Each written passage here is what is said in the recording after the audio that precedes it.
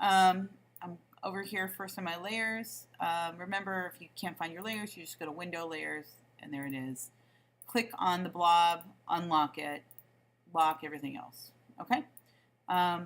Here's what I want to talk to you guys about. Every once in a while, I have a student who wants to fill something in with kind of like a, I don't know, like a solid color. So they go ahead and they do this. This is what not to do. First, I'm going to show you. And then okay, I'm working on the blob. And then they get a nice thick line, right? And they do something like this, right? And they fill it in. And it looks okay, but it's actually a mess and it's hard to control. Please don't do that. If you want to fill something in, there's a much better way I'm going to show you right now. It's called the blob. Just the name alone makes it awesome. But here's the blob brush tool is located right here, and if I double click on it, I can change a lot of things about it. I can change the shape of the brush. I can change the size of the brush, the angle, everything, the roundness. Play around again, see what all this stuff does. But and if I come up here and I say keep selected, and I say merge only with selection, watch what happens. So I'm going to draw something, and it looks like a big blob, right? Just like I said, and I'm sort of making this up.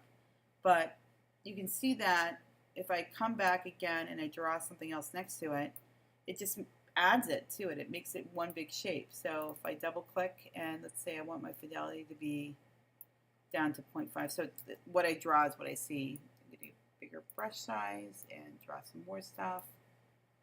I don't know what this is, but it's starting to, I don't know. It's just like a big blob.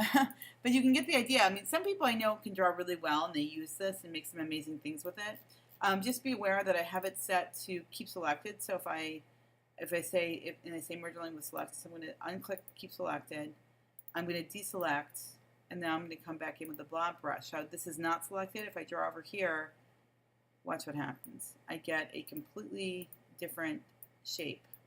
So they're both blobs, but different shapes. And of course I can at any time come back with the eraser tool, right, and break these up into different shapes as well. So there's so many possibilities for this if you are a creative person. By the way, I'm in isolation mode. If you ever double click something and get into isolation mode, let me show you how to get out of that. Hit escape, you're out. All right, so that's the blob brush in a nutshell.